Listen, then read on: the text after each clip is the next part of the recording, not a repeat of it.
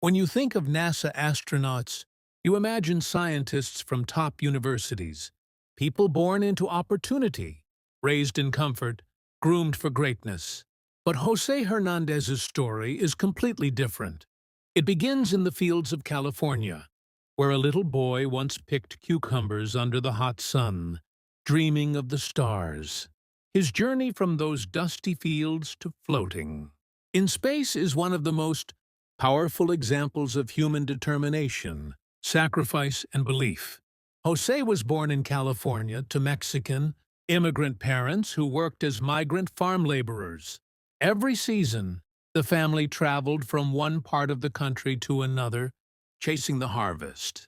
Jose remembers waking up before sunrise, crammed in a truck with his brothers and sisters, driving hundreds of miles, and spending long days picking fruits and vegetables. School was never consistent. By the time he started to feel settled, the family had moved again. Yet inside this little boy's heart, something extraordinary was growing, a dream that seemed impossible. One day, while working in the fields, Jose looked up and saw the clear blue sky. A small airplane flew above him. He stopped for a moment, eyes wide, and whispered, "I want to fly that one day." His father laughed, not out of disbelief, but out of love.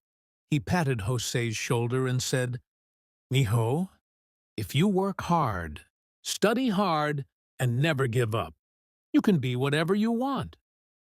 Those words became the foundation of Jose's life. At school, Jose struggled. English wasn't his first language, and teachers often underestimated him. But one teacher, Miss Young, noticed something special. She saw his curiosity, his hunger to learn. She stayed after class to help him with English, encouraged him to read more, and reminded him, "You are as smart as anyone else." With her guidance, Jose began to improve. Slowly but surely, the boy who once hid behind his textbooks began to raise his hand in class. By high school, Jose was obsessed with science and space. He read everything about the Apollo missions, about Neil Armstrong and Buzz Aldrin walking on the moon. Late at night, after finishing work in the fields, he would lie on the ground and stare at the stars, whispering to himself, "One day, that's where I'll be." Most kids dream big, but Jose worked for it.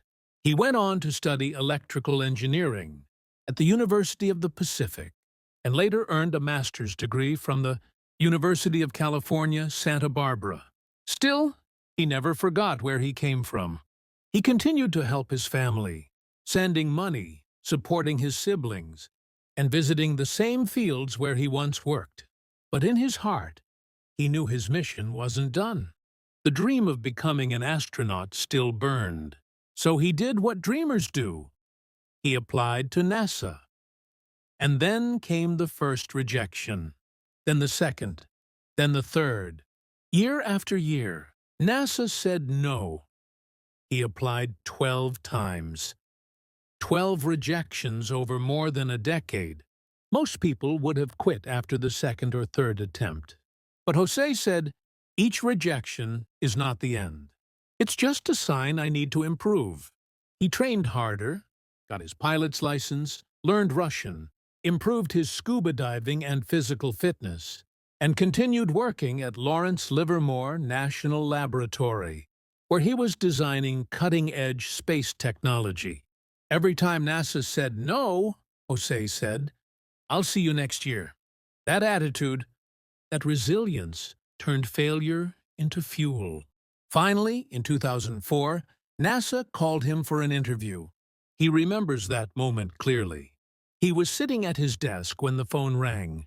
On the other end, the voice said, "Congratulations, Jose. You've been selected as part of the next astronaut class." For a moment, he couldn't speak. Tears rolled down his face. The boy who once picked strawberries under the blazing sun was now going to space. Training at NASA wasn't easy. It was brutal, physically, mentally, and emotionally. Jose faced challenges every single day. He trained underwater for hours to simulate zero gravity. He studied survival techniques, navigation, and emergency procedures. He learned to control the space shuttle's robotic arm.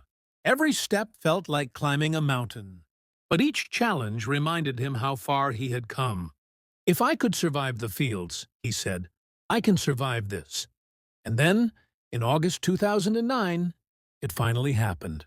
José Hernández boarded the Space Shuttle Discovery as part of mission STS-128.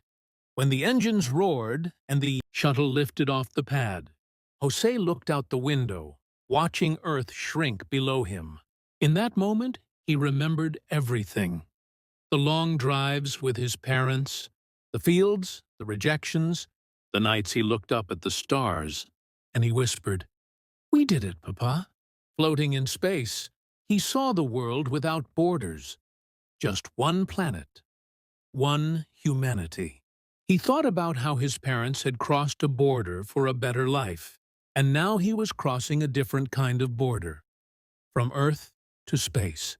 His journey wasn't just personal success.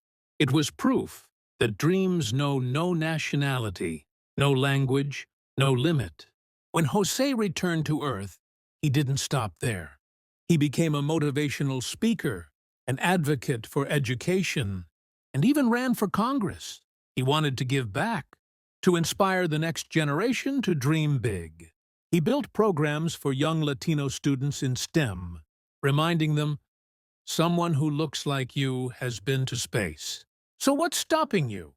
José often shares the 5 ingredients his father gave him for success, the same recipe he followed every step of the way. Number 1, find your purpose. Number 2, recognize how far you are from that goal. Number 3, draw yourself a roadmap. Number 4, prepare yourself with education and effort. And number 5, always, always work hard. Those 5 rules turned a migrant farm worker into a NASA. What makes José Hernández's story so powerful isn't just that he made it to space, it's how he did it. He turned obstacles into opportunities. He never complained about the cards he was dealt.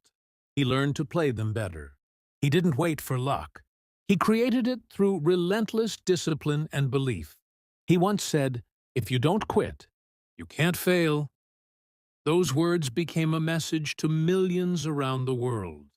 Proof that no dream is too big when your heart refuses to give up. Imagine this: a young boy looking at the sky from the middle of a dusty field, his hands covered in dirt, his heart full of dreams. That same boy, years later, floating above Earth, looking down at those same fields from the window of a space shuttle. That's not luck, that's persistence. That's the power of never giving up. The next time you feel like giving up, think of José Hernández. Think of the boy who picked cucumbers and ended up picking stars. Success doesn't happen overnight. It takes years of rejection, failure, discipline, and belief. But when you keep going, when you believe that your dream is possible, the universe eventually listens. So, whatever your dream is, whether it's to build a company, change your life, or touch the stars, remember this: your background doesn't define your future. Your effort does. José Hernández proved that greatness can rise from anywhere, even from the fields. Because the truth is, the distance between the ground and the stars is measured not in miles, but in determination.